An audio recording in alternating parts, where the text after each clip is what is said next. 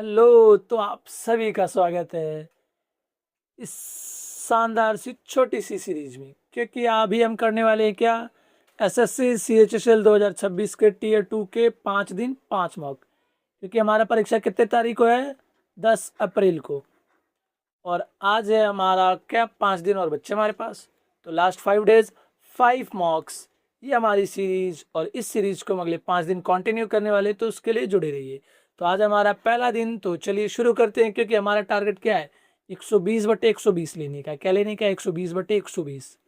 तो शुरू करते हैं। तो क्वेश्चन नंबर 1 देखेंगे। दिख रहा है आप लोग को, बिल्कुल क्लियर क्लियर, यस दिख ही रहा होगा। तो पहला क्वेश्चन क्या कह रहा है, तो पहला क्वेश्चन कह रहा है कि जब भी ऐसा क्वेश्चन आता है ना, most appropriate option that substitute the underline segment, ये सब मारी ये गोली। सीधे आप क्या याद रखना है कि आपको देखना है सब्सटीट्यूट वर्ड दिख रहा है। जैसे कुछ बच्चे क्या होते हैं, पूरा यहाँ से लेकर के यहाँ तक पढ़ने लगते हैं कि select the most appropriate option that can substitute the underline फलाना ढिमकाना। ये सब पढ़ने वाली चीज थोड़ी होती है। बस देखिए सब्सटीट्यूट लिखा है, इसका मतलब यहाँ से क्या करना है, उठा के पटकना है किसी को। तो क्वेश्चन पढ़ते हैं, फिर हम देखते हैं क्या होगा इसका answer. An ultralight airplane is very different from conventional airplane. It is looking like a launch chair with wings. तो इस क्वेश्चन को हम पहले समझेंगे। इस क्वेश्चन में कह रहा है कि एक अल्ट्रालाइट, अल्ट्रालाइट का मतलब क्या, बहुत ही हल्का, बहुत ही हल्लुक एयरप्लेन है। बहुत ही हल्का एरोप्लेन जो कन्वेंशनल एरोप्लेन होता है उससे बहुत ज़्यादा अलग होता है। कन्वेंशनल यानी कि पारंपरिक, यानी जो बहुत पहले से चला आ रहा है। It is looking like a launch chair with wings, यानी कि ये कैसा दिखता है, लॉन्च चेयर की तरह दिखता है जिसके पास विंग्स हो। अब यहाँ पर जो है वो सबसे ज़्यादा समझने वाली चीज़ है। तो यहाँ पर पहले लाइन में बोला है कि एक अल्ट्रा लाइट एयरप्लेन क्या है, कन्वेंशनल एयरप्लेन से अलग होता है। और वो दिखता कैसा है, लॉन्च चेयर की तरह दिखता है जिसके पास विंग्स हो। तो अब यहीं पर हमें समझने वाली बात है, वो क्या कह रहा है, इट इज लुकिंग लाइक। अब यहाँ पर क्या लिखा है, इट इज लुकिंग लाइक। और आपको पता है कि ING कौन सा केस होता है, प्रेजेंट कॉन्टिन्यूअस का केस होता है। तो प्रेजेंट कॉन्टिन्यूअस का जो केस होता है वो किस चीज को दर्शाता है, तो प्रेजेंट कॉन्टिन्यूअस का केस दर्शाता है कि जो काम अभी चल रहा है। और यहाँ पर कंपैरिजन एक फैक्ट के बारे में बात हो रही है। किसके बारे में बात हो रही है, फैक्ट के बारे में बात हो रही है कि जो अल्ट्रालाइट एरोप्लेन है वो हल्का होता है किसकी तरह, लॉन्च शेयर की तरह, जो कि विंग्स की तरह, जिसके पास विंग्स हो। तो यहाँ पर फैक्ट की बात हो रही है। और हमने पढ़ा है कि फैक्ट के लिए हमेशा प्रेजेंट सिंपल का केस यूज होता है, न कि कॉन्टिन्यूअस का। तो यहाँ पर आपको समझ में आ गया होगा कि यहाँ पर हमें क्या करना है, प्रेजेंट सिंपल का ही कोई केस यहाँ पर आएगा। तो पहला ऑप्शन क्या है, नो सब्सटीट्यूशन, ये तो हट गया क्योंकि हमने पढ़ा कि प्रेजेंट कॉन्टिन्यूअस हो ही नहीं सकता है। लुक लाइक, लुक्ड लाइक या लुक्स लाइक। अब क्योंकि ये लुक लाइक ये भी प्रेजेंट है, लुक्स लाइक भी प्रेजेंट है, लुक्ड अलाइक ये वाला नहीं है क्योंकि ये पास्ट में आ रहा है। तो अब हमारे पास दो ऑप्शन बचा, लुक लाइक और लुक लाइक्स। अब यहाँ पर हम दोबारा से देखेंगे तो इस सेंटेंस में क्या लिखा है, इट। अब ये इट जो है वो कौन सा पर्सन है, तो इट जो है वो थर्ड पर्सन है और साथ ही साथ में वो सिंगुलर भी है। तो हमने पढ़ा है कि थर्ड पर्सन और सिंगुलर के साथ जब भी वर्ब आता है उसके साथ एस या ES लगता है। तो यहाँ पे क्या हो जाएगा, looks like, option number D. ठीक है, कोई दिक्कत समझ में आ गया। तो अब हम देखते हैं क्या अपना अगला, जो कि क्वेश्चन नंबर 2। आप लोग पहले ही इसका आंसर कर लीजिए और फिर मिलाइए कि जो मैं बता रहा हूँ वो सही है या नहीं, और जो आपने रीजन लगाया है वो रीजन सही है या नहीं, या आप भी बिल्कुल हवा में तीर चला रहे हैं। समझे। तो अब देखते हैं यहाँ पे क्वेश्चन नंबर 2। क्वेश्चन नंबर क्या देखेंगे हम, 2।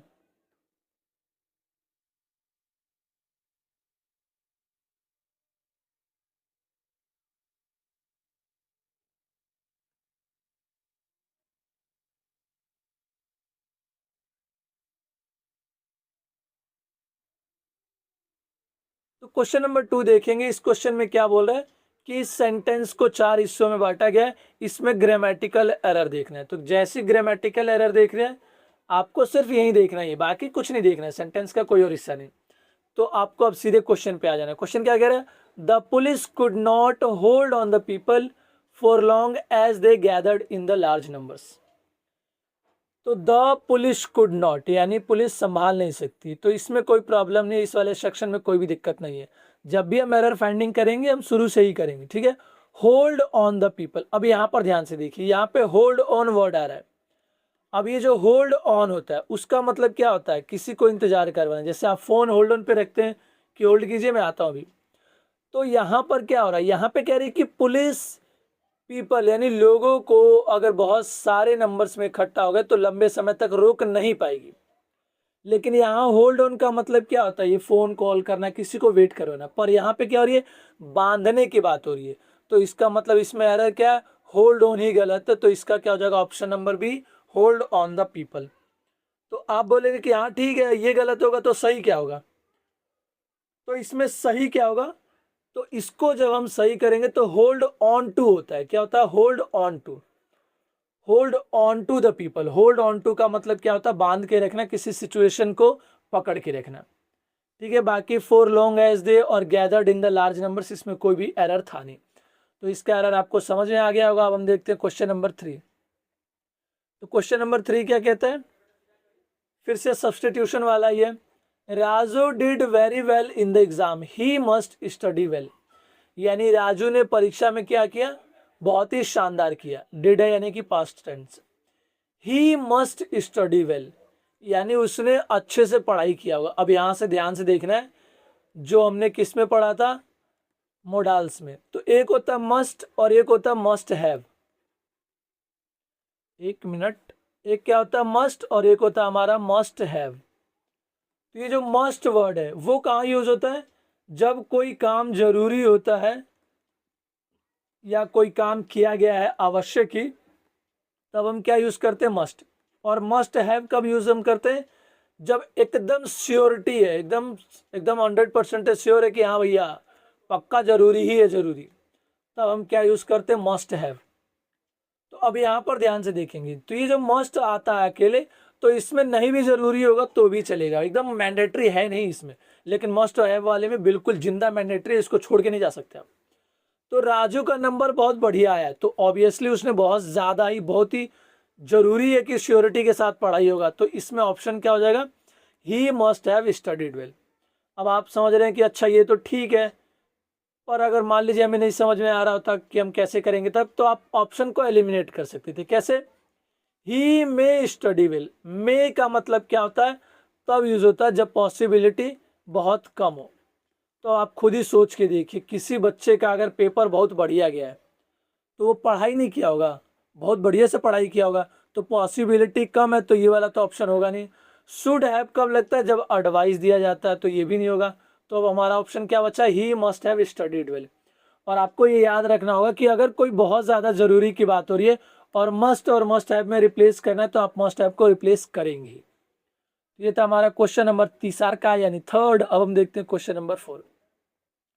इसमें हमें क्या करना है, फिल इन द ब्लैंक्स करना है। तो क्वेश्चन नंबर 4 क्या कहता है, finger nails and toe nails helped are dash to climb trees, यानी कि जो हाथों की जो उंगलियां हैं, उनके नाखून और पैरों के जो नाखून है, उन्होंने हेल्प किया to climb trees, peel fruits and use simple tools. Peel fruits का मतलब फल छीलने में और साधारण टूल्स बनाने में, मतलब इसका यूज किसने किया होगा। अब यहाँ पे 4 ऑप्शन दिया है, तो इसके लिए आपको याद होना चाहिए क्या, वोकैब। अगर आपकी वोकैब मजबूत हो तो आपको एक झटके में आंसर आ जाएगा। तो देखिए, एंसेस्टर का मतलब क्या होता है, जो हमारे पूर्वज है, मतलब हमारे से पहले हमारे दादा के दादा के दादा के दादा के दादा के दादा के दादा के, ये लोग क्या थे, हमारे पूर्वज थे। प्रीडिसेसर का मतलब क्या होता है कि जैसे मान लीजिए अगले प्रधानमंत्री आप बनते हैं, कौन बनते हैं आप, तो आपसे पहले कोई ना कोई प्रधानमंत्री होगा ही। जैसे अभी कौन है, मोदी जी है, तो मोदी जी से पहले कौन थे, मनमोहन सिंह जी थे। तो मनमोहन सिंह जी पहले थे मोदी जी से पहले, तो क्योंकि वो पोजीशन पर थे, तो मोदी जी के पुराने पोजीशन को हम क्या कहते हैं, प्रीडिसेसर। तो प्रीडिसेसर का मतलब होता है कि कोई गद्दी, कोई सामान या कोई पोस्ट पर पहले जो व्यक्ति रहता है उसको हम कहते हैं प्रीडिसेसर। तो क्या हमारा कोई जॉब कर रहे थे वो जो हमारे पूर्वज थे, नहीं ना, तो प्रीडिसेसर तो नहीं होगा। और फोर फादर क्या होता है कि मतलब परदादा के परदादा, तो ये भी नहीं होगा, क्योंकि ये जो बात हो रही है वो हमारे बहुत पुराने पूर्वजों की बात हो रही है। और जनरल का मतलब साधारण, तो अब जैसे ही आपको पता चला मीनिंग, आप खटक से लगा देंगे कि हमारे एंसेस्टर को हेल्प किया होगा, क्योंकि हमारे एंसेस्टर ही तो पेड़ों पे चढ़ा करते थे, फल छिला करते थे, साधारण टूल्स बनाया करते थे। अब बाकी अब ये दे सकते हैं, while their colour and condition offer clues about dash your dash health, यानी कि उनके जो कलर और कंडीशन क्या दर्शाते थे कि उनका हेल्थ क्या है, ओवरऑल हेल्थ क्या है, यानी कि उनका पूरा का पूरा हेल्थ क्या है। तो ऑप्शन नंबर ए ही होगा। बाकी का मीनिंग हम देख लेते हैं। यूनिवर्सल का मतलब क्या होता है, जो पूरे सर्व होता है। यूनिवर्सल का मतलब क्या होता है, जो हर जगह हर चीज में लागू हो। और ऑल इन ऑल का मतलब क्या होता है कि हर चीज या हर किसी पर विचार करने को हम कहते हैं ऑल इन ऑल। और ऑल टुगेदर का मतलब होता है पूर्णतः यानी पूरी तरीके से। तो ऑप्शन नंबर ए होगा। आपको समझ में आ गया होगा एंसेस्टर से। क्वेश्चन नंबर 5 देखते हैं। तो क्वेश्चन नंबर 5 में हमें क्या करना है, जंबल ऑर्डर दिया हुआ है, यहाँ पे हमें क्या करना है, इसको लाइन से लगाना है कि बेटा तुम लाइन से लगो। तो लाइन से खुद तो लगेगा नहीं ये, तो उसके लिए हमें क्वेश्चन पढ़ना पड़ेगा। It is almost a definition of a gentleman to say he is one who never inflicts pain, यानी कि ये क्या, जेंटलमैन का एक ऑलमोस्ट डेफिनेशन है कि he is one who never inflicts pain, यानी कि वही है जो पेन को इन्फ्लिक्ट नहीं करता है। He is mainly occupied in merely removing the obstacles which hinder the free and unembarrassed. अगर आप ऐसे करने लगेंगे तो इतिहास हो जाएगा। ऐसे नहीं करना है एग्जाम में। आप बोलेंगे अच्छा सर जी अभी तो आप पढ़ रहे थे, ऐसे नहीं करना होता है। हमें देखना है सीधे ऑप्शन। क्या देखना है, सीधे ऑप्शन, बिना आओ देखो ना ताओ, सीधे कहा जाना, ऑप्शन में कूद जाना है। तो देखो ऑप्शन में क्या दिया है, BADD। अब हमें इन्हीं चारों ऑप्शन को देखना है। तो सबसे पहले हम क्या पढ़ेंगे, जैसे यहाँ क्या दिया, पहला ऑप्शन बी दिया, तो पहले बी को पढ़ो। ही इज मेनली, ही यूज हो गया है तो प्रोनाउन आ रहा है, और प्रोनाउन आ रहा है इसका मतलब क्या है कि इसका इंट्रोडक्शन पहले ना किसी सेंटेंस में किया ही होगा। अब क्योंकि इसका इंट्रोडक्शन किया है तो पहला सेंटेंस ये हो ही नहीं सकता है। समझ रहे हो मैं क्या कह रहा हूं। जैसे अगर मैंने लिखा the king is good, he is kind, he is also kind. तो अब आप यहां पर ध्यान से देखेंगे कि हमने ही, यानी कि जो यहाँ पर प्रोनाउन यूज हुआ था हमारा ही, उसका हमने पहले ही नाउन जो मेन सब्जेक्ट था उसको इंट्रोड्यूस कर दिया है। तो एक चीज आपको ये याद रखना है कि कभी भी प्रोनाउन से सेंटेंस शुरू नहीं होगा, उसका पहले कहीं ना कहीं इंट्रोडक्शन तो होगा ही होगा। तो क्योंकि ऑप्शन नंबर बी हो नहीं सकता। अब हम ए देखते हैं। It is almost a definition of a gentleman to say he is one who never inflicts pain, यानी कि क्या है, ये एक जेंटलमैन की डेफिनेशन है कि वो कभी भी पेन को इन्फ्लिक्ट नहीं करता है। तो ये ऑप्शन नंबर ए शुरू में हो सकता है, इसमें कोई प्रॉब्लम नहीं है, क्योंकि इट जो है वो क्या हम जेनरेट मतलब कि हम क्या करें, इंडिकेट करने के लिए यूज कर रहे हैं और कुछ नहीं है इसमें। ऑप्शन नंबर हम डी भी देख लेते हैं, हिज बेनिफिट्स, फिर हिज आ गया, हिज से पहले इसका इंट्रोडक्शन होगा तो ये होगा नहीं। तो अब हमारे पास ऑप्शन क्या बचा, सिर्फ ए वाला। तो बस ऐसे करना, समझे। तो जब भी जंबल ऑर्डर आता है तो हमें पहले ऑप्शन से ही ओरिजिनेट करना है कि ऑप्शन को पकड़े और उठा पटक दें। चेक करेंगे आपको पता चल जाएगा कौन सा सही है। अब बाकी आप ऑर्डर में लगा के देख लीजिए। It is almost a definition of a gentleman to say he is one who never inflicts pain, फिर ही इज मेनली ऑक्युपाइड। देखिए अब बिल्कुल ऑर्डर में बैठ भी रहा है, कोई प्रॉब्लम भी नहीं, ठीक है। तो अब हम देखते हैं अपना अगला क्वेश्चन, जो कि क्वेश्चन नंबर 6। तो क्वेश्चन नंबर 6 क्या कहता है हमारा, select the option that use one word substitute. तो इसका मतलब क्या है कि वन वर्ड सब्सटीट्यूट फेंक के मारना हमें। Giving cause for legal action, यानी कि लीगल एक्शन के लिए कारण देने को हम क्या कहते हैं।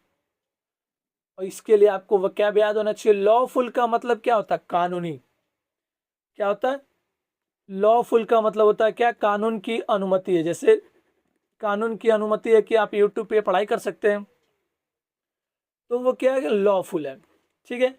एक्शनेबल का मतलब क्या होता है, एक्शनेबल का ही मतलब होता है कि कानूनी कार्रवाई के लिए कारण देना, रीजन देना। जैसे कि मान लीजिए आपके और आपके बेस्ट ऑफ फ्रेंडों में क्या हो गया, लड़ाई हो गया, और उसने आपका कपार फोड़ दिया। तो फिर आप गए पुलिस के पास, पुलिस से बताया कि देखो उसने मेरा सर फोड़ दिया। तो आपने क्या किया, एक्शनेबल स्टेटमेंट दिया, जिसके बेसिस पे वो जो पुलिस वाला वो क्या करेगा, एक्शन लेगा। तो इसका ऑप्शन नंबर बी हो जाएगा। बाकी का भी हम देख ही लेते हैं। लीगलाइजिंग, लीगलाइजिंग का तो मतलब पता ही होगा आपको, किसी चीज को कानूनी रूप से जायज ठहराना यानी कानूनी बनाना। ऑब्जेक्शनेबल का मतलब क्या होता है, अपराध या अस्वीकृति उत्पन्न करना। अपराध समझते हो, कहने का मतलब क्या है कि असहमति जताना, बस यही है। असहमति जताना होता है ऑब्जेक्शनेबल का मतलब। ठीक है, जब भी आप मॉक टेस्ट दें तो सिर्फ एक ही वर्ड को नहीं निपटाएं, बाकी वर्ड्स को भी आप देख लें, ताकि आपको मान लीजिए एग्जाम में यही वाला वर्ड आ गया तो अगर आप देखे रहेंगे तो याद रहेगा ना। कानून की अनुमति होगी तो लॉफुल होगा, कानूनी रूप से ठीक होगा तो लीगलाइज, यानी कि कानून ने उसको बोल दिया कि हाँ बेटा मौज मार चल कर सकता है। ऑब्जेक्शनेबल का मतलब क्या होता है, असहमति। और एक्शनेबल का मतलब क्या होता है, रीजन देना है कि चलो मैंने कारण दिया है, इसके ऊपर एक्शन लो। ठीक है, क्वेश्चन नंबर हम 7 देखते हैं। क्वेश्चन नंबर 7 क्या है, फिर से वही आपको बस ये देख लेना है, जंबल वर्ड मिल गया तो बस जंबल कर देना। पहला और आखिरी वर्ड इसमें फिक्स है, पहला और आखिरी सेंटेंस वर्ड कह रहा हूं मैं। तो पहला क्या कह रहा है, do you still recognise me, I asked, कि क्या आपने मुझे पहचाना, मैंने पूछा। अब इसमें भी क्या करना है, ऑप्शन पकड़ना है, तो बिल्कुल बी आया है तो इसमें कोई प्रॉब्लम नहीं है। I am Mrs S daughter, यानी मैं मिसेज एस की लड़की हूँ, तो बी तो होगा ही। अब उसके बाद क्या आ रहा है, ए भी आ रहा है, सी भी आ रहा है, डी भी आ रहा है, तो हम एक एक करके चेक कर लेते हैं। अगर ए आता तो ए में क्या लिखा, the woman looked at me searchingly, इसका मतलब क्या है, तो आपको ना रिलेट करके देखना होगा, हवा में तीर नहीं चलाना है। कि सबसे पहले सेंटेंस में वो क्या बोली कि क्या आपने मुझे पहचाना, मैंने पूछा, मैं मिसेज एस की लड़की हूं, मतलब बेटी हूं। तो फिर महिला ने मुझे क्या, सर्चिंगली का मतलब क्या होता है कि बहुत ऐसे कि जागरूकता से या फिर खोजते हुए कि अरे यार, सर खुजाते हुए देखा उसने कि लग तो रहा है कि मैंने इसे कहीं देखा है। तो इसका मतलब क्या, ऑप्शन नंबर ए होने की संभावना है। अब सी का भी देख लेते हैं, I came closer and stood up on the step. तो ये तीनों ऑर्डर में नहीं बैठ रहा है। क्यों नहीं बैठ रहा है, क्योंकि वुमेन मतलब कि ये क्या बोला है कि मुझे आपने पहचाना, फिर आपने बोला कि मैं एस की लड़की हूँ। तो अब एस की लड़की हूँ तो आप सीधे उसके क्लोज थोड़ी चले जाएंगे, तो ये ऑप्शन सी तो होने वाला नहीं है। अब बचा क्या, option number D, she opened the door a little, यानी कि उन्होंने क्या किया, दरवाजा खोला। अब दरवाजा खोला, कोई बात नहीं, बहुत बढ़िया, दरवाजा खोलवे करेंगी। तो दरवाजा खोला और उसके बाद ये वाला फिट हो जाएगा, I came closer and stood up on the step, तो बी होगा। और साथ ही साथ में डी के बाद क्या आएगा, हमेशा सी ही आएगा। तो अगर आपको नहीं समझ में आ रहा कौन सा, तो आप देखिए चारों ऑप्शन में किस में डी सी आ रहा है साथ में। पहले में आ रहा है क्या, डी सी नहीं, दूसरे में आ रहा नहीं, तीसरे में आ रहा नहीं, चौथे में आ रहा, तो चौथा हो जाएगा option number D, B A D C. तो अब आप देखेंगे कि ए वाला बिल्कुल फिट भी बैठ रहा था, कि मैं बोल रही कि क्या आपने मुझे पहचाना, मैं मिसेज एस की लड़की हूँ, तो महिला ने मुझे सर खुजाते हुए देखा, फिर उन्होंने दरवाजा खोला और मैं उनके पास क्लोज गई और सीढ़ी पे चढ़ गई, मतलब उनके सीढ़ी पे चढ़ गई। She kept staring at me in silence, तो बिल्कुल सही है, यहाँ तक कोई प्रॉब्लम नहीं है, आपको समझ में आ गया होगा कैसे अप्रोच करना है। क्वेश्चन नंबर 8 हम देखेंगे। तो क्वेश्चन नंबर 8 क्या कह रहा है, इसमें बताना है कि कौन सा इनकरेक्टली स्पेल्ट वर्ड है। तो पहला क्या है, सब पिएना। सब पिएना वर्ड का मतलब क्या होता है कि किसी अदालत में क्या होता है, मान लीजिए कोई अदालत वाला जो है ना, वो जज साहब ने बोल दिया क्या बेटा तुम सबको कोर्ट में आना पड़ेगा। तो कोर्ट का आदेश जब सबके लिए आता तो उसको हम कहते हैं सब पीना। और इसको याद कैसे रखेंगे, तो आपको ऐसे याद रखना है, सब प्लस पीना, कि बहुत सारे दोस्त बैठ के सब दारू पी रहे थे, तभी कोर्ट का ऑर्डर आ गया कि है बेटा चलो चलो, अब तुम सब क्या है, कोर्ट का ऑर्डर आ गया, सब चलो। तो सब पीना को आप याद से रखेंगे कि कोर्ट का क्या आया, ऑर्डर आया, क्यों, क्योंकि सब पी रहे थे, तो सब पीना। और इसका स्पेलिंग बिल्कुल सही है, सब पोइना। इसको आप जैसे बोल रहे हैं वैसे ही याद रखना है, सब पोइना। तो ये तो इनकरेक्ट नहीं है। नोटिसेबल का मतलब तो आपको जिंदा पता होगा, नोटिस एबल, नोटिस का मतलब क्या होता है, किसी को नोट करना, यानी कि नोटिस किया जा सकता है, आसानी से देखा जा सकता है। और एबल का मतलब नोटिस करने योग्य, तो ये भी बिल्कुल सही स्पेलिंग है। कॉकस, ये बिल्कुल सही है, और इसको हमने याद भी किया था अपने वोकैब वाली क्लास में। कॉज प्लस डिस्कशन, क्या होता है, कॉज प्लस डिस्कशन, यानी कि जब कोई कारण हो उसके लिए बहुत सारे लोग ग्रुप बना करके सरकार में या लोकल लेवल पे डिस्कशन या मीटिंग होती है, तो उसी को हम कहते हैं कॉकस।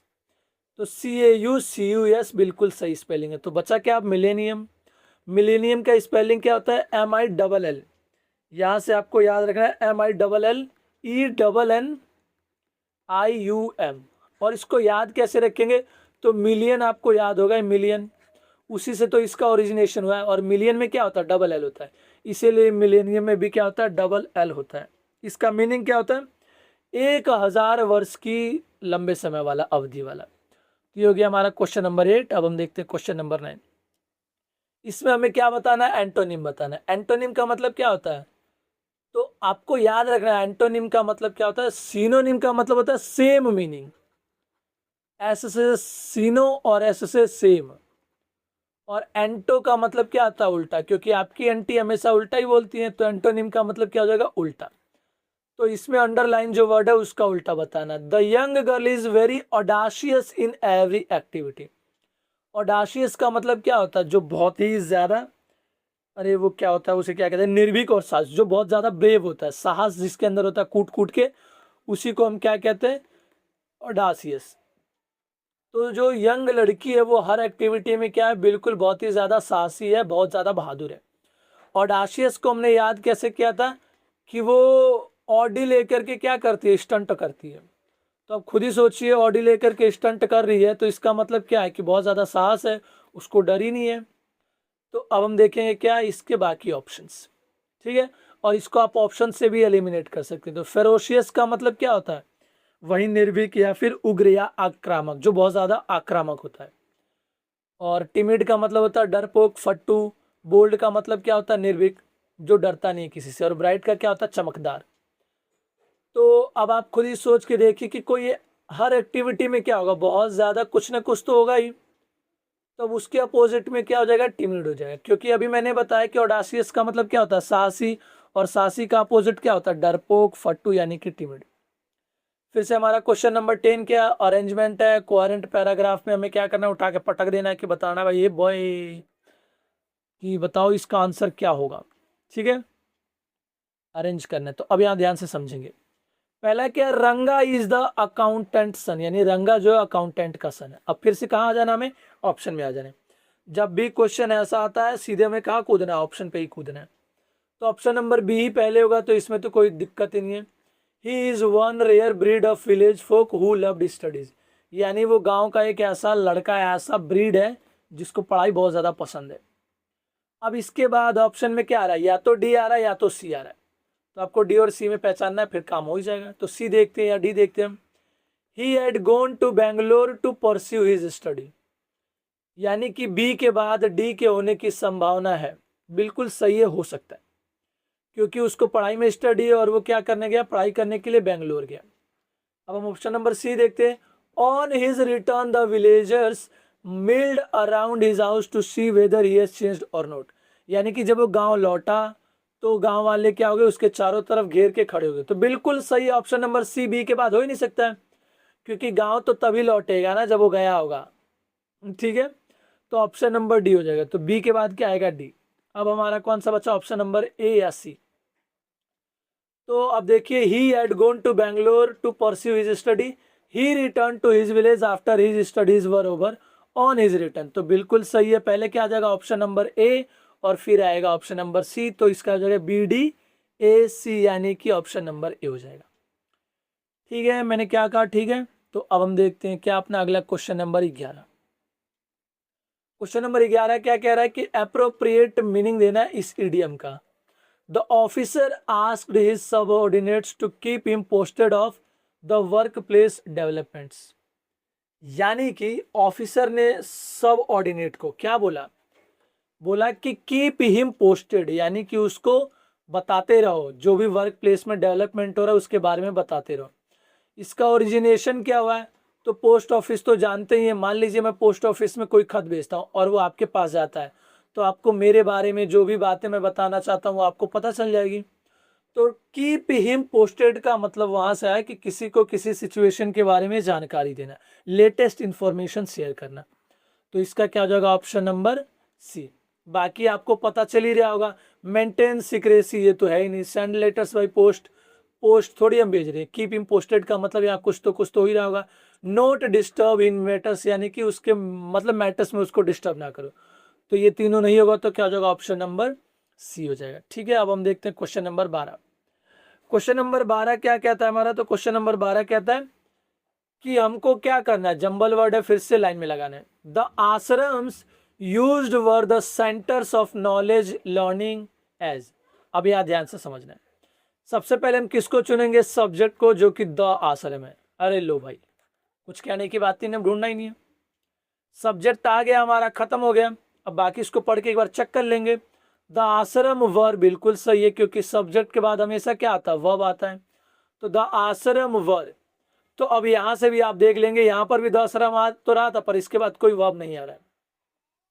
तो the ashram were used as the centre of knowledge and learning हो जाएगा इसका आंसर। ठीक है, तो जब भी क्वेश्चन करे तो आप देखिए कि द आश्रम आ रहा, ऑप्शन हो गया खत्म। जब आप दूसरी बार चेक करेंगे तब आप ध्यान से देखिएगा। ठीक है, क्वेश्चन नंबर हम 13 देखते हैं, पर वैसे थोड़ा सा पढ़ लीजिएगा, क्योंकि इंग्लिश में तो टाइम ही टाइम होता है। इसमें हमें क्या करना है? डायरेक्ट नरेशन करना है। नरेशन तो पता ही है आपको, उसकी बात को अपने लैंग्वेज में बोलना है, या फिर उस जो अपने लैंग्वेज में बोला है उसको रिटर्न उसकी लैंग्वेज में बोल के दिखाना है। माधव अपलोडेड हर। अपलोडेड का मतलब क्या? शाबाशी दिए कि ये बेटा तूने बहुत बढ़िया किया। Saying that she had done well. वो क्या कहते हैं कि तुमने बहुत शानदार किया, बहुत ही उत्तम काम किया। माधव ने क्या बोला? उसको शाबाशी दिया कि बेटा तुमने बहुत सही काम किया। तो अब यहाँ ध्यान से देखेंगे, माधव अपलोडेड, तो ये पास्ट टेंस है। तो इसका मतलब क्या है कि जब हम इसका डायरेक्ट स्पीच लिखेंगे, क्योंकि ये तो इनडायरेक्ट में है ही अभी, तो माधव के बाद जो भी आएगा वो क्या आएगा? पास्ट टेंस में आएगा। तो क्या ये पास्ट में है? नहीं, तो ये नहीं होगा। क्या ये पास्ट में है? तो ये हो सकता है। क्या ये पास्ट में है? तो ये हो सकता है। ये वाला होगा ही नहीं। तो या तो ऑप्शन सी होगा या तो डी होगा। अब हम इन दोनों में देख लेते हैं। अब अंदर वाले को देखेंगे, जब भी आता है ना सीधे आपको वर्ब देखना है, क्योंकि ये सबसे इजी तरीका होता है किसी भी एरर को फाइंड करने का, मतलब किसी भी नरेशन को ठीक करने का।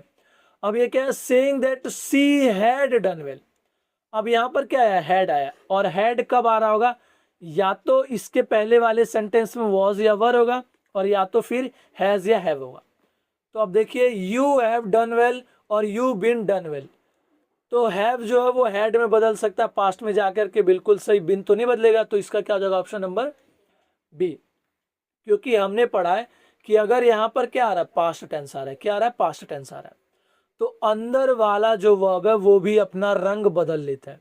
तो अगर वो प्रेजेंट है तो पास्ट में चले जाएगा। तो हैव है तो क्या हो जाएगा? हैड हो जाएगा। इज है तो क्या हो जाएगा? वॉज हो जाएगा। और आर है तो वो वर हो जाएगा। तो सिंपल सी बात है, अगर बाहर वाला पास्ट में है तो अंदर वाला रंग बदल लेगा, अगर बाहर वाला प्रेजेंट में तो अंदर वाला नहीं बदलेगा, सेम ही रहेगा। ठीक है, तो अब हम देखते हैं क्वेश्चन नंबर 14। इसमें हमें क्या बताना है? सिनोनिम बताना फ्लॉट का। किसका मीनिंग बताना हमें? फ्लॉट का। तो अब ये जो फ्लॉट वर्ड है उसका मतलब क्या होता है? किसी नियम को तोड़ना। क्या होता है? तोड़ना। और इसको याद कैसे रखेंगे? फुल लूट। कैसे याद रखते हैं हम? फुल लूट। यानी कि आपको याद होगा जब गांधी जी ने कौन सा अवज्ञा आंदोलन, सविनय अवज्ञा आंदोलन चलाया था, उसको इंग्लिश में क्या कहते हैं? सिविल डिसओबीडियंस लो, सिविल डिसओबीडियंस मूवमेंट, सीडीएम। यानी कि सविनय अवज्ञा आंदोलन चलाया था। तो खूब इंडिया वाले लोगों ने अंग्रेजों का बहुत सारा कार लूटा था। तो उन्होंने क्या किया था एक्चुअली में? बहुत सारा सामान लूट करके नियम और कानूनों की धज्जियां उड़ा दी थी। तो उसी को हम कहते हैं फ्लॉट। और इसको याद कैसे रखेंगे? फुल लूट। तो अब देखिए इसका सिनोनिम हम लिखते हैं। तो रूड, रूड का मतलब क्या होता है? जो बहुत ज्यादा हार्श होता है। हार्श यानी कि जो असभ्य होता है। पोक, पोक का मतलब क्या होता है? पोक का मतलब तो आपको पता ही होगा, पोक करते हैं ना अपने दोस्त को, प्रकार से चुबाते हैं, तो उसको हम कहते हैं पोक। नुकीली चीज से किसी को चुबाना। और रैश का मतलब क्या होता है? जल्दीबाजी करना। और डिफाई का मतलब क्या होता है? तो डिफाई को हमने याद किया था डिनाई से। तो डिफाई का मतलब डिनाई, डिनाई का मतलब मना करना, मना करना यानी कि रूल को तोड़ रहा है। तो फ्लॉट का क्या हो जाएगा? Synonym defy. अब हम देखते हैं क्वेश्चन नंबर 15। क्वेश्चन नंबर 15 क्या कहता है? सिनोनिम फिर से बताना है। फेथफुल तो आपको पता ही होगा, जन्म से आप लोग एप्लीकेशन लिख रहे हैं। फेथफुल का मतलब क्या होता है? वफादार। वफादार यानी कि जो आपकी रेस्पेक्ट करता हो, मतलब एक तरीके से पूजा करता है, समझ लो।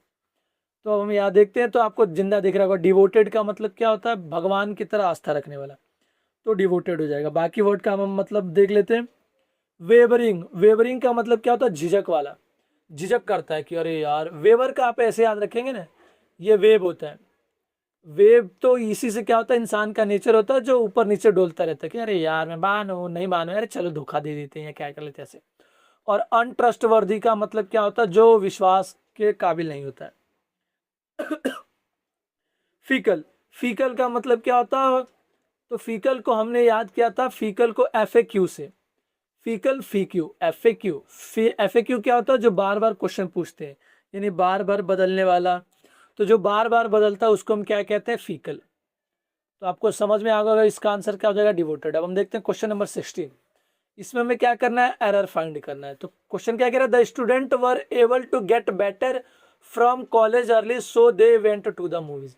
तो आपको इस क्वेश्चन का मीनिंग देख करके ही समझ में आ रहा होगा कि student were able to get better from college early, यानी कि कॉलेज से जल्दी आना अच्छा तो कुछ सेट नहीं हो रहा है, तो गड़बड़ी यही हो सकती है। और मैंने बोला है कि हमेशा हमें क्या करना है, शुरू से चेक करना है। द स्टूडेंट्स वर एबल, तो स्टूडेंट क्या प्लूरल है, इसके साथ जो वर्ब आया वो भी प्लूरल है, तो बिल्कुल सही, इसमें कोई भी एरर नहीं है। टू गेट बेटर फ्रॉम, यही गड़बड़ है। क्यों गड़बड़ है, क्योंकि वो कॉलेज से जल्दी आने की बात कर रहे होंगे तभी तो वो मूवीज देखने जाएंगे। तो यहाँ पे टू गेट बेटर फ्रॉम नहीं होगा, तो क्या हो जाएगा, टू गेट हो जाएगा इसकी जगह टू गेट बैक। क्या हो जाएगा, टू गेट बैक, यानी कि जल्दी आना, गेट बैक या रिटर्न। तो इसका आंसर ये हो जाएगा। बाकी went to the movies, college early so they, इनमें कोई भी एरर नहीं है, तो आपको पता चल ही रहा है।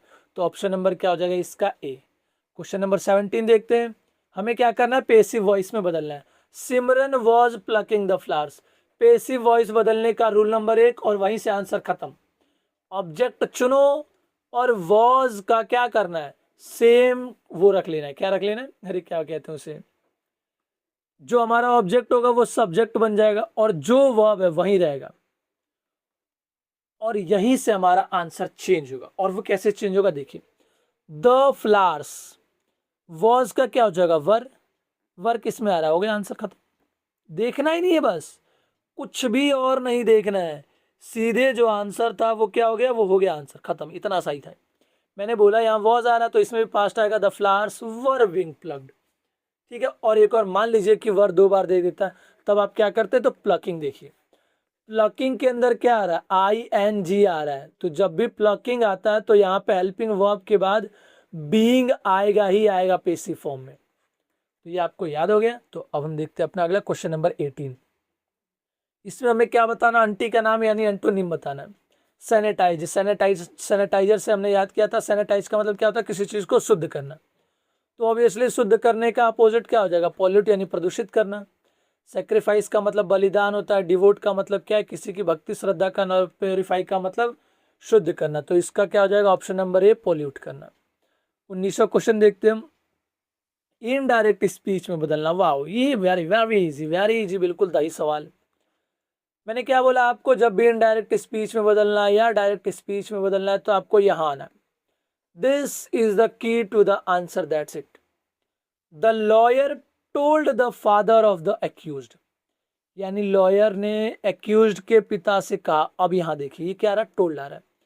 क्या ये पास्ट है, तो आप बोलेंगे जी सर जी पास्ट है, जिंदा। तो इसका सीधा सा मतलब है कि इसके अंदर जो भी हेल्पिंग वर्ब आ रहा होगा या जो भी वर्ब आ रहा होगा उसको बदल देना है। तो ये क्या लिखा, देयर इज, तो ये क्या हो जाएगा, देयर वॉज। अब ऑप्शन में देख लीजिए, तो पहले वाले में क्या है, देयर हैज, तो ये तो हो नहीं सकता है। There was, there was, there was, अब ये तीनों में कोई सा भी हो सकता है। अब यहाँ देखेंगे, ही हैज, दूसरा वर्ब दोबारा आ रहा है। अब ये हैज किस में बदलेगा, हैड में बदलेगा, पास्ट में भी जाएगा। तो यहाँ वॉज आ रहा है, यहाँ हैड आ रहा है, यहाँ हैज आ रहा है, ये रहा, मिल गया ना आंसर, हो गया आंसर। जब भी शुरू वाले में पास्ट आ रहा है तो अंदर में जितने वर्ब आ रहे हैं पकड़ पकड़ के उसको चेंज कर दीजिए, और जैसे पकड़ के आप चेंज करेंगे आंसर आ जाएगा, ठीक है। तो अब हम देखते हैं अपना अगला question number 20। One word substitute फेंक के मारना हमें। An official appointed to resolve a dispute, यानी कि हमें क्या करना है, इस क्वेश्चन में बताना है कि एक ऐसा ऑफिशियल जिसको किस लिए चुना गया ताकि वो लड़ाई झगड़ा बंद करवा सके, सोल्व करवा सके, तो उसको हम क्या कहते हैं। तो एक एक वर्ड का हम मतलब जानते हैं पहले। कॉन्फिडेंट, अब यहाँ ध्यान रखना, एक कॉन्फिडेंट होता है, कॉन्फिडेंट का अंदर जिसका मतलब होता है कि जिसके अंदर विश्वास से मतलब विश्वास है कि हाँ मैं बढ़िया कर लूँगा, विश्वास पूर्ण है जो, उसको हम कहते हैं कॉन्फिडेंट। ये कॉन्फिडेंटे है। कॉन्फिडेंटे जो वर्ड है इसका मतलब क्या होता है कि मान लीजिए आप मेरे साथ कोई सीक्रेट बात शेयर कर रहे हैं, बिल्कुल निडर के कि अरे आपको पूरा भरोसा है कि यस गुरुजी हमको धोखा नहीं देंगे, तो ऐसे व्यक्ति को हम कहते हैं कॉन्फिडेंट है। तो मैं क्या हो जाऊंगा इस केस में, कॉन्फिडेंट है। जिससे मान लीजिए आप अपनी बात अपनी सखी को इस भरोसे से कह रही है क्यों बतिया किसी से बताएगी नहीं, तो वो आपके लिए क्या कॉन्फिडेंट है। ठीक है। आर्बिट्रेटर, आर्बिट्रेटर का मतलब क्या होता है, तो आर्बिट्रेटर का ही मतलब होता है रिजॉल्वर, जो क्या होता है किसी समस्या को सुलझाता है, यानी कि समस्या को सुलझाने वाले को हम क्या कहते हैं, आर्बिट्रेटर। तो इसका आंसर हो जाएगा ऑप्शन नंबर बी। बाकी हम बाकी देख ही लेते हैं। सूद शेयर, सूद शेयर का मतलब क्या होता है, देखिए सूद और शेयर का मतलब होता है कहने वाला, और सूद का मतलब क्या होता है जो आपको ऐसी भविष्य के बारे में बताए जिससे आपको शांति मिले। तो जो भविष्य वक्ता होता है, जो भविष्य की बातें करता है, उसको हम क्या कहते हैं, सूद शेयर। अगला क्या है, एडवोकेट। एडवोकेट का तो मतलब पता ही होगा, वकील जो किसी के बिहाफ पे केस वेस लड़ता है। 21वां क्वेश्चन देखते हैं, हमें क्या करना है, ईडीएम का मतलब फेंक के मारना है। There is no point developing bad blood with your neighbours. अब यहाँ क्या कह रहा है, बैड ब्लड। बैड ब्लड का मतलब क्या है, गंदा खून। गंदा खून का मतलब क्या है कि जैसे कि आपकी और उसकी लड़ाई होगी तभी तो आप कह रहे हैं कि उसका खून गंदा है, तो इसका मतलब क्या है, एनिमिटी होगा इसका मतलब आंसर, सीधी सी बात है। ठीक है। और इसको आप ऑप्शन से एलिमिनेट कर सकते थे। बिजनेस रिलेशन का मतलब अच्छा रिलेशन है, फ्रेंडशिप का मतलब अच्छा रिलेशन है, फैमिली रिलेशन का मतलब दोस्ताना रिलेशन है। अब ये तीनों अच्छे अच्छे रिलेशन है, तो बचा क्या, बुरा रिलेशन, एनिमिटी यानी कि शत्रुता है। ठीक है। तो अब हम देखते हैं क्या अपना अगला क्वेश्चन, जो कि question number 22। reptiles dash from amphibians for a long period of 160 million years in Earth's history. Reptiles were the dominant form of life on the planet and dash in an enormous variety of shapes and size. यानी कि reptile जो बहुत सालों से मतलब amphibians से कुछ तो हुए हैं। अब क्या हुए, तो हमें ऑप्शन पे आना, डेवलप्ड। क्या एम्फीबियंस से डेवलप हुए हैं, केम यानी कि आए हैं, या इवॉल्व हुए या इन्वॉल्व हुए। तो अब यहाँ ध्यान से समझना है, जब भी किसी जीव की बात हो रही है कि किसी अन्य जीव से उसका क्या रिलेशन है, तो वो हमेशा इवोल्यूशन का पार्ट होता है, तो इवॉल्व हुआ है। जैसे डार्विन की थ्योरी के अनुसार इंसान के पूर्वज क्या थे, वही थे जो बंदरों के पूर्वज थे, तो इंसानों का इवोल्यूशन हुआ है। क्या हुआ, इवोल्यूशन। तो इवोल्यूशन का मतलब क्या होता है, इवॉल्व होना किसी सिचुएशन से या किसी भी चीजों से। तो यहाँ पर एक जीव की बात हो रही है, तो क्या हो जाएगा, इवोल्व हो जाएगा। अब ये हो गया, बाकी आपको देखना ही नहीं है, बाकी आप दोबारा मिला सकते हैं। Planet and existed in enormous variety of shapes and size, यानी कि बहुत सारे अलग अलग शेप्स और साइज में एग्जिस्ट करते हैं, बिल्कुल सही है। तो ऑप्शन नंबर हो जाएगा इसका option number C. Question number 23 देखते हैं। क्वारल्स रिजल्ट, क्वारल्स का मतलब होता है लड़ाई झगड़ा। Result in dash confrontation, confrontation का मतलब क्या होता है, सामना करना। आमने सामने जब आ जाते हैं तो उसको हम कहते हैं सामना करना। And bring all conversations to complete stand still. तो इस क्वेश्चन में कह रहा है कि लड़ाई झगड़ा करने से आमना सामना होता है, और जितनी भी कन्वर्सेशन है वो सब धरी की धरी रह जाती है। स्टैंड स्टिल का मतलब धरी की धरी रह जाती है। तो बताइए इसका आंसर क्या होगा। तो लड़ाई करने से क्या ठंडी बातचीत होगी, नहीं। हॉट बातचीत होगी, नहीं। अब यहाँ ध्यान से देखना है, हॉट का मतलब होता है कोई चीज गर्म है, बातचीत नहीं। हीटेड बातचीत होगी, यानी कि एकदम आग बबूला होगी, कह रहे मैं तेरा मार के कपार फोड़ दूंगा, बिल्कुल तीव्र या भावुक। तो इसका हो जाएगा ऑप्शन नंबर सी। डिस्प्यूटेड का मतलब क्या होता है, लड़ाई झगड़े वाला, तो ये तो होगा ही नहीं, तो ऑप्शन नंबर क्या हो जाएगा हमारा, सी। क्वेश्चन नंबर 24 देखते हैं हम। हमें इसको क्या करना है, पेसिव वॉइस में बदलना है। पेसिव वॉइस का मतलब क्या है, बिल्कुल उल्टी करवा देना है। तो I gifted a soft toy to my daughter, तो यहाँ पे ऑब्जेक्ट क्या है, सॉफ्ट टॉय। तो अ सॉफ्ट टॉय, अब इनमें से कौन सा हो सकता है, तो ये वाला, ये वाला, ये वाला, इन तीनों में कोई सा सही हो सकता है, पहले इसको भगा दो भाग यहाँ से। I gifted a soft toy to my daughter. अब यहाँ ध्यान से देखना है, क्या मैंने बोला है कि जब भी आ रहा है तो इसके वर्ब को देखना है। ये पास्ट में है, तो इसका सीधा सा मतलब है कि जब पेसिव में जाएगा तब भी क्या होगा, पास्ट में होगा।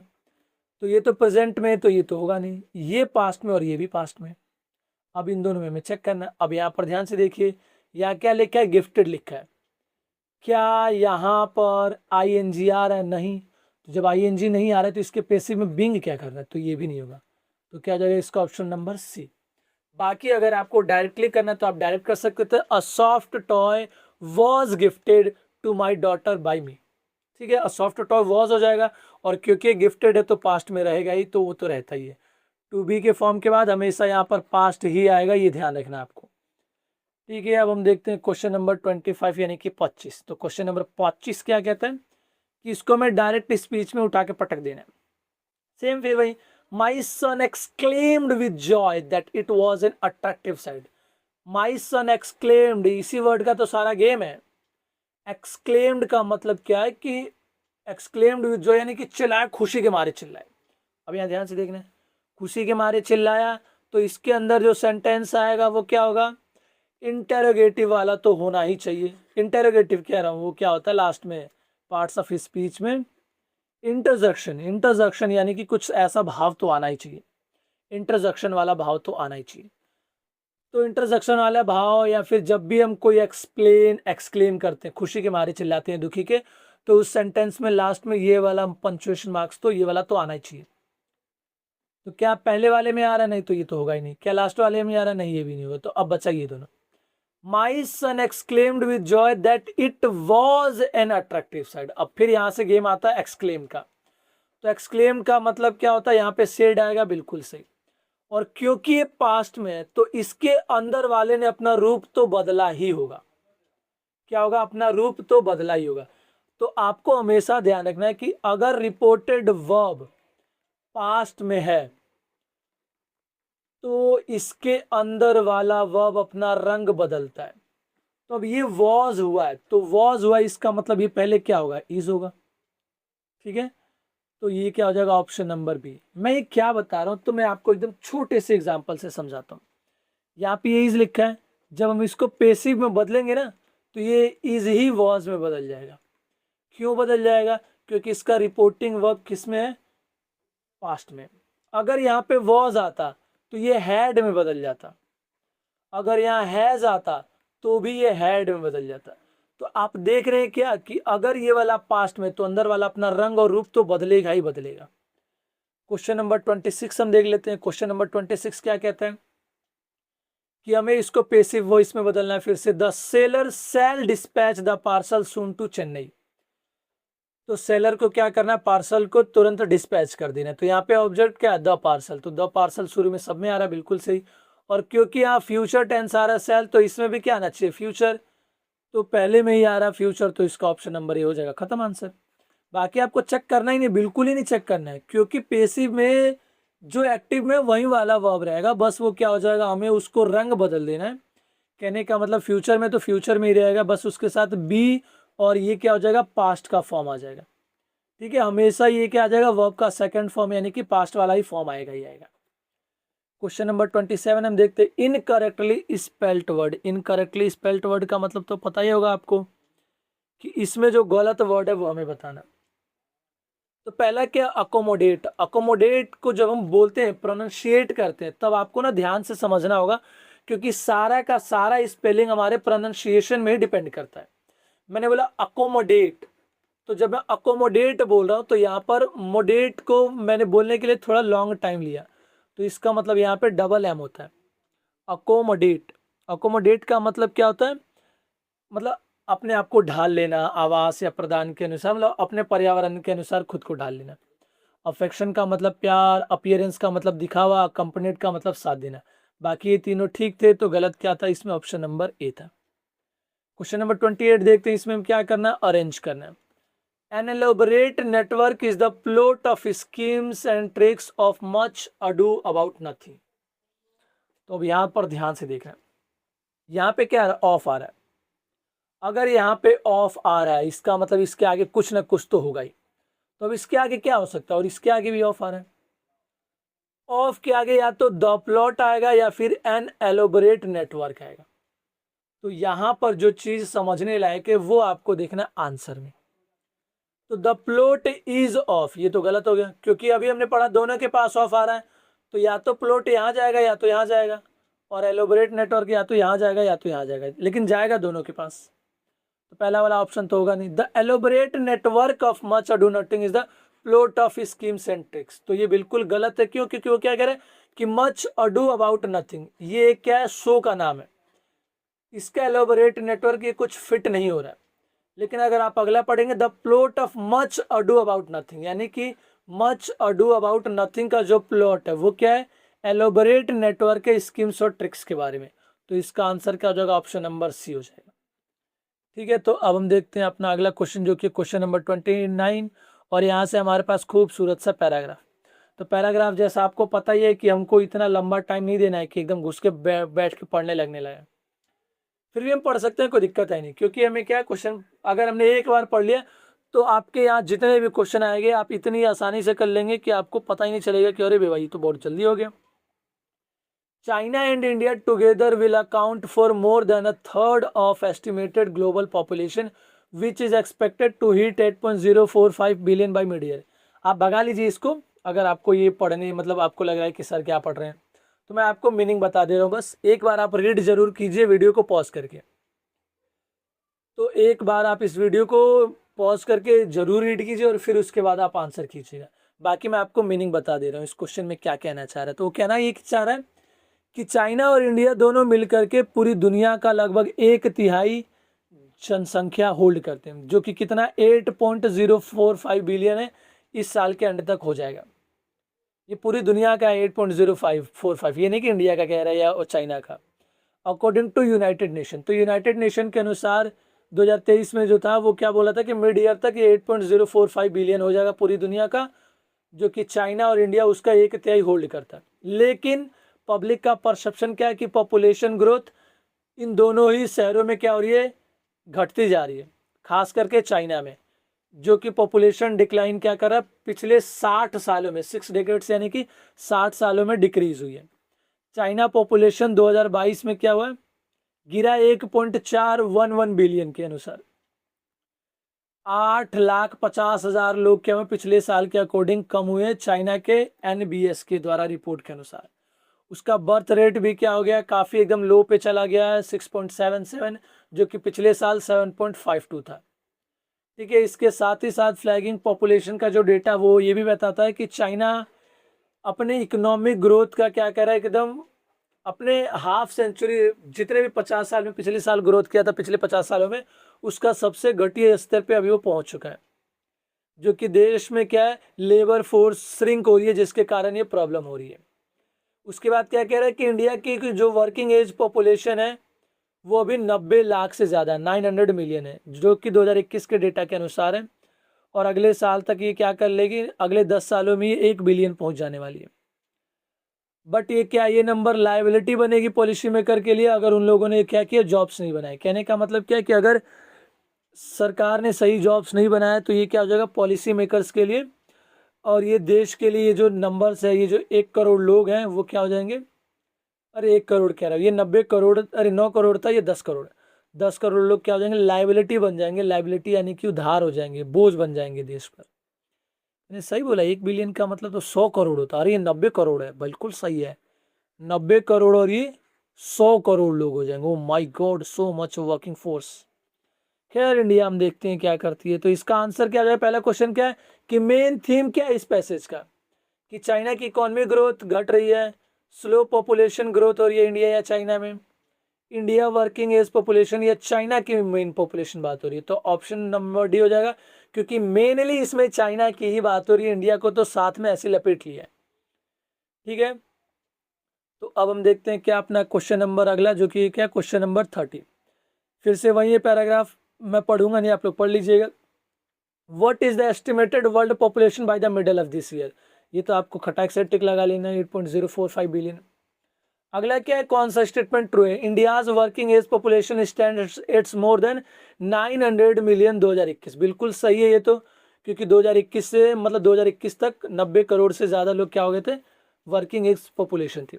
इन the next 10 years India's working age population will be more than 1 billion, बिल्कुल सही है, कोई दिक्कत नहीं है, क्योंकि हमने पढ़ा दोनों सही था, तो both A and B are true. देखा, एक बार पैराग्राफ पढ़ लो तो फिर कोई प्रॉब्लम ही नहीं होता, चारों क्वेश्चन आप यूं निपटा देंगे। अगला हम क्वेश्चन देखते हैं, along with the flagging population data, here flagging means all of the following except, flagging का मतलब क्या है, along with the flagging population data China also reported flagging population data. तो आपको अगर नहीं समझ में आ रहा है क्या कह रहा है, तो तो आपको यहाँ देखना होगा कि इस पूरे पैराग्राफ में क्या बोला था कि पॉपुलेशन घट रही है, तो फ्लैगिंग पॉपुलेशन का मतलब यहाँ क्या एडजेक्टिव के तौर पे यूज हो रहा है कि घटने की ही बात कर रही होगी। अब कह रहे हैं कि इनमें से कौन सा नहीं है। असेंडिंग का मतलब होता है बढ़ना, तो ऑप्शन नंबर क्या हो जाएगा, यही हो जाएगा, बाकी आपको देखने की जरूरत ही नहीं है। बाकी वैनिंग का मतलब क्या होता है, कोई चीज़ कम हो रही है तो उसको हम क्या कहते हैं, वैनिंग। और ड्विंडलिंग का मतलब क्या होता है, सिकुड़ना। कॉन्ट्रैक्ट का मतलब तो होता है ये छोटा या मतलब किसी चीज़ का सिकुड़ना। तो ये हो जाएगा ऑप्शन नंबर ए। अब हम देखते हैं क्वेश्चन नंबर 33, फिर से एक पैराग्राफ है, तो ये पैराग्राफ आप पढ़ेंगे, मैं इसका मीनिंग बता दे रहा हूँ। तो एक राजा रहते हैं किंग सागर, सगर या सागर जो भी कह लें, जो कि भागीरथ जो राजा रहते हैं उनके पूर्वज रहते हैं। तो अपना साम्राज्य को फैलाने के लिए वो कौन सा यज्ञ करवाते हैं, अश्वमेध यज्ञ करवाते हैं। तो जब घोड़ा रास्ता भटक जाता है, एस्ट्रे का मतलब क्या होता है, रास्ता भटक जाना, तो राजा अपने 60,000 लड़कों को भेजता है कि जा बेटा चलो चलो घोड़ा खोज के लाओ। तो दुर्भाग्यवश अनफॉर्चुनेटली क्या होता है कि जो घोड़ा रहता है ना वो चला जाता है कपिल, एक ऋषि मुनि रहते हैं उनके घर में, उनके जहाँ वो यज्ञ कर रहे होते हैं, जहाँ पे वो मेडिटेशन कर रहे होते हैं। उनके वहाँ पे जब क्या मिलता है, घोड़ा मिलता है उनके लड़कों को, तो लड़के शोर मचाने लगते हैं। इससे क्या होता है, कपिल जो रहते हैं ना उनका मेडिटेशन यानी कि जो तपस्या रहता है वो टूट जाता है। अब इस बात पे जो कपिल रहते हैं यानी कि जो मुनि कपिल रहते हैं उनको बहुत ज़्यादा गुस्सा आ जाता है। वो सारे लड़कों को राख बना देते हैं, भाई यहाँ से, और सबको भेज देते हैं कहाँ, नेदर वर्ल्ड। नेदर वर्ल्ड का मतलब क्या होता है कि पाताल लोग चले जाओ, भागे यहाँ से। लेकिन बाद में क्या होता है, उस मुनि को, कपिल मुनि को बहुत ज़्यादा पछतावा होता है कि अरे यार मेरे से गलती होगी। फिर राजा सागर को वो क्या करते हैं, समाचार देने के बाद उन्होंने बताया कि उनके पुत्रों की आत्माओं की क्या कर दिया उन्होंने, मोक्ष तभी मिलेगा जब स्वर्गीय गंगा उनके अस्थियों पर बहेंगी। किस पे बहेंगी, स्वर्ग की जो गंगा है ना वो आएंगी और उनमें उनकी अस्थियां बहेंगी, तभी जाकर के उन सभी को मोक्ष मिलेगा। ठीक है, तो फिर भागीरथ जो रहते हैं उन्होंने क्या किया, खूब कठोर तपस्या किया। पीनेंस, ऑस्टियर पीनेंस का मतलब, डिविनेशन का मतलब क्या होता है कि बहुत ही कठोर तपस्या की और भगवान शिव को प्रसन्न कर दिया। फिर भगवान शिव तो मजे में रहते ही हैं। भगवान शिव से बोले कि, भागीरथ ने क्या बोला कि भगवान जी बात सुनो ना यार, हमको गंगा जी चाहिए, प्लीज़ दे दो, मेरे बेटे लोग हैं जो है उनको प्रॉब्लम हो रही है। फिर भगवान शिव खुश हुए, बोले कि हाँ चल ले जाए, गंगा ले जाए। तो फिर गंगा कहाँ जी, गंगा मैया आई कहाँ पे, धरती पे आई। फिर पर प्रॉब्लम ये थी कि पृथ्वी पर अगर गंगा जी आ गई तो सबसे बड़ी समस्या है कि पृथ्वी में इतनी पावर नहीं है कि गंगा जी के फ्लो को रोक सके। तो इसीलिए इसकी समाधान निकाला गया। क्या समाधान निकाला गया कि इस गंगा जी जो है वो शिव जी के वो जो जटा रहती है उसके अंदर जा करके लॉक हो जाएंगी और फिर वहाँ से फ्लो करके जाएंगी, जिससे उनका प्रेशर जो बना रहेगा, जिससे प्रभाव कम होगा। ठीक है, देखिए शब्दों के चुनाव से आप हर्ट मत होइएगा, मैं इसलिए बता रहा हूँ ऐसे ताकि आपका इंटरेस्ट बना रहे। ठीक है, फिर भी स्टिल गंगा के उतरने की जो शक्ति इतनी ज़्यादा थी कि वो 7 धाराओं में बट गई। कितने में, 7 ट्राइब्यूटरीज में। 3 पूर्व की ओर गई, 3 पश्चिम की ओर गई और 7वीं का भागीरथ की ओर गई, जहाँ पे उनके पूर्वजों की क्या थी, राखी थी, मतलब राख थी। गंगा के जल ने उन्हें तुरंत क्या कर दिया, पवित्र कर दिया। और यही कारण माना जाता है कि गंगा का जल क्या करता है, पापों को धुल देता है।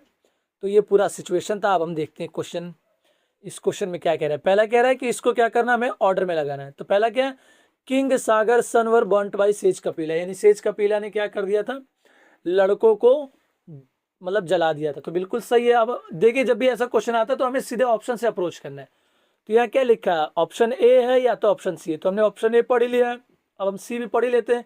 किंग सागर परफॉर्म्ड एन अश्वमेध यज्ञ, तो सबसे पहली बात तो उन्होंने यज्ञ ही करवाया था। तो या तो सी होगा या तो मतलब या तो ऑप्शन ए होगा या तो बी होगा। अब सी हो गया, फिर ए हो गया, अब उसके बाद क्या देखना हमें, ई और डी को ही देख लेना है, फिर बाकी हमारा आंसर खत्म हो जाएगा यहीं पे।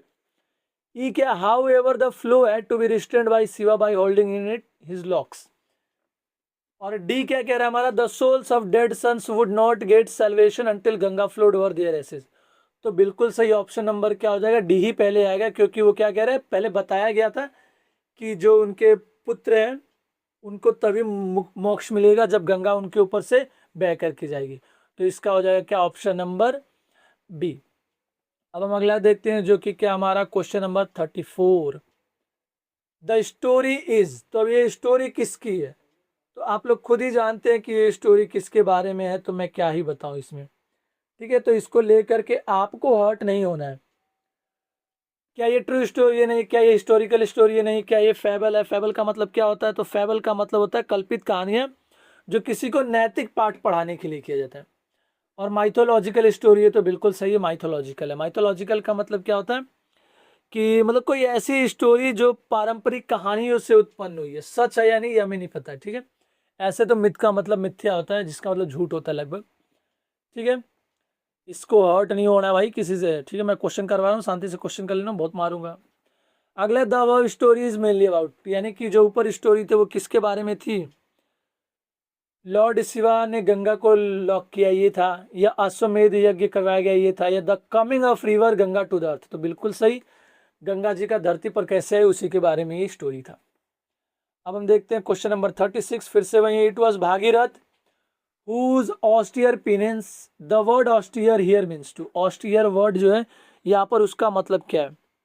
तो austere का मतलब मैंने आपको बताया कि बहुत ही ज्यादा कठोर, कठोर यानी कि बहुत ही ज्यादा सीवियर, सीवियर यानी कि गंभीर। हमने इसको कैसे याद किया था? सीवियर, गंभीर। तो बहुत ही कठोर या सख्त होता है इसका मतलब, उन्होंने बहुत ही कठोर तपस्या किया। और रस्टिक, रस्टिक वर्ड जो उसका मतलब तो ग्रामीण वाला इलाका होता है। बेयर का मतलब कभी कभार या फिर बंजर भी होता है, ये भी ध्यान रखना है, ठीक है। और सब ड्यूड, सब ड्यूड का मतलब क्या होता है? शांति होता है, ठीक है। संयमित, जो संयम रखा रहता है उसको हम कहते हैं। अब हमारे पास 3 क्वेश्चन और हैं। अब हमें क्या करना है? फिल इन द ब्लैंक्स करना है, फिल करना है। क्या करना? फिल। तो पहला क्या, astronomers have discovered 62 new moons orbiting the ringed planet Saturn, though some of the moons had been dash as early as 2019।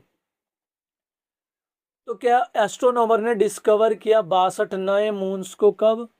Saturn के चारों तरफ। दो सम ऑफ द मून्स यानी कि हालांकि, दो का मतलब क्या होता है? हालांकि।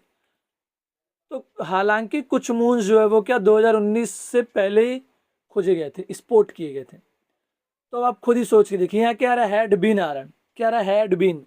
और हैड बीन आ रहा है तो यहाँ पे क्या आ रहा है? वर्ब का थर्ड फॉर्म ही आएगा। तो ये क्या हो जाएगा? Option number A, spotted. Sport, sporting, sports नहीं होगा।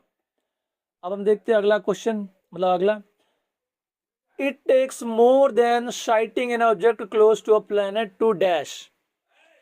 तो इस क्वेश्चन में क्या कह रहा है? तो इस क्वेश्चन में वो कहना चाह रहा है कि it takes more than sighting an object, यानी कि ये सिर्फ वस्तु को देखना नहीं है, किसी वस्तु मतलब किसी प्लेनेट के चारों तरफ वस्तु को देखना नहीं है। To dash it is a moon and not an asteroid making a brief close passage to that planet. ये क्या एक मून है, नॉट एन एस्टेरॉइड, ना कि एक पत्थर, मतलब वो एस्टेरॉइड उल्का पिंड नहीं है कि आपको देख के ब्रीफ क्लोज पैसेज देख करके खत्म कर देना। उसके बारे में स्टडी करनी पड़ती है, समझना पड़ता है कि हाँ भाई देख ले कि सही में मून है भी कि नहीं है। तो अब यहाँ पे क्या आ रहा? ऑप्शन आ रहा है। तो पहला क्या? सैंक्शन। सैंक्शन का मतलब क्या होता है? बाधा, बाधा डालना, जैसे अमेरिका सैंक्शन लगाता रहता तो ये तो होगा नहीं। कंफर्म, कंफर्म का मतलब क्या होता है कि एकदम सहमति जता दिए, सत्यापित कर दिए कि हाँ ये मून है। तो बिल्कुल सही, वो यही कह रहा है कि ये सिर्फ वस्तु को देखना नहीं है, ये सत्यापित करना है, तो कंफर्म होगा।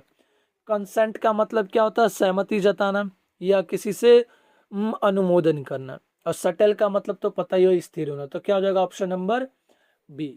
39 क्वेश्चन क्या कह रहा है? Performing a painstaking dash of matching objects detect on different nights over the course of 24 months, यानी 24 महीनों के अलग अलग रातों पे हमने क्या किया? डिटेक्ट किया, तब जाकर के हमको क्या मिला? पेन स्टैकिंग मिला, यानी कि बहुत सारी जानकारियां मिली जिससे हमने इकट्ठा करके ये सारी चीजें बताई। तो यहाँ पे क्या भरा? तो अब ये कैसा पेन स्टैकिंग क्या होगा? एकदम तय से भरा हुआ, मतलब एक तय एक तय तय, मतलब लगातार जो हम काम करते हैं तो वो क्या एक तरीके से पेन स्टैकिंग है, यानी एक के बाद एक, एक के बाद एक, एक के बाद एक। तो बेसिकली यहाँ पर क्या कह रहा है? Performing a pen stacking, progress होगा, प्रैक्टिस होगा, प्रोसेस होगा या प्रोडक्ट होगा। तो आप क्या परफॉर्म करेंगे? प्रोग्रेस परफॉर्म थोड़ी करते हैं, ये तो होता है प्रैक्टिस हम करते हैं, पर प्रैक्टिस से आप परफॉर्म नहीं किया जाता है। तो ये क्या हो जाएगा? ऑप्शन नंबर सी, प्रोसेस, यानी कि पेन स्टैकिंग प्रोसेस किया गया है, ठीक है। तो अब हम देखते हैं last question. They ended up confirming as moons. One of Dash satellites was revealed back in 2021, यानी कि उनमें से एक, उनमें सब, यहां ध्यान से देखेंगे सैटेलाइट्स है, सैटेलाइट तो नहीं लिखा है, सैटेलाइट्स लिखा है। तो इसका मतलब बहुत सारे उपग्रह हैं। तो अगर बहुत सारे उपग्रह हैं, क्या है, बहुत सारे उपग्रह हैं, तो इसका मतलब प्लूरल यूज होगा। और क्योंकि ये क्या बहुत दूर की वस्तु के बारे में बात हो रही है, तो ऑप्शन नंबर क्या हो जाएगा, बी, दोज। तो one of those satellites was revolved in 2021। अब यहाँ ध्यान से देखेंगे, दैट कब यूज होता है, जब हम किसी दूर की वस्तु को दर्शाते हैं पर वो सिंगुलर हो तब, यानी अकेला हो तब। दिस तब यूज होता है जब पास की वस्तु हो और अकेला हो। लेकिन अगर बहुत सारे वस्तु हैं और दूर की वस्तु है तो हम क्या यूज करते हैं, दोज। और नजदीक की कोई वस्तु है यानी पास की कोई वस्तु है और बहुत सारी है तो हम यूज करते हैं क्या, दीज। तो आई होप आपको समझ में आ गया होगा। तो ये था हमारा क्या, मॉक नंबर 1। ठीक है, अगर आपको कुछ भी इसमें समस्या लगी या कोई प्रॉब्लम हुई या फिर आपको कोई और चीज़ें चाहिए तो आप प्लीज़ कमेंट में बताइए। और प्लीज़ बताइए कि आपको ये सेशन कैसा लगा, ताकि मैं बाकी और मॉक जो बाकी 4 हैं वो मैं आपको दे सकूं। और ट्रस्ट मी, अगर आपने ये 5 मॉक सही से समझे पढ़े तो आपके एग्ज़ाम में बढ़िया एकदम शानदार इंग्लिश जाएगी। ठीक है, तो जैसा कि आप जानते हैं कि क्लास आज की हम यहीं पे ख़त्म करते हैं। तो मिलेंगे हम कल, तब तक आप मस्त रहें, स्वस्थ रहें, खुश रहें। ये वाली स्लाइड लगाना मैं भूल गया। ठीक है, कोई बात नहीं, पर आप मस्त रहें, स्वस्थ रहें, खुश रहें, मुस्कुराते रहें। चलिए, अपना ख्याल रखिए, मिलेंगे हम कल। Bye bye.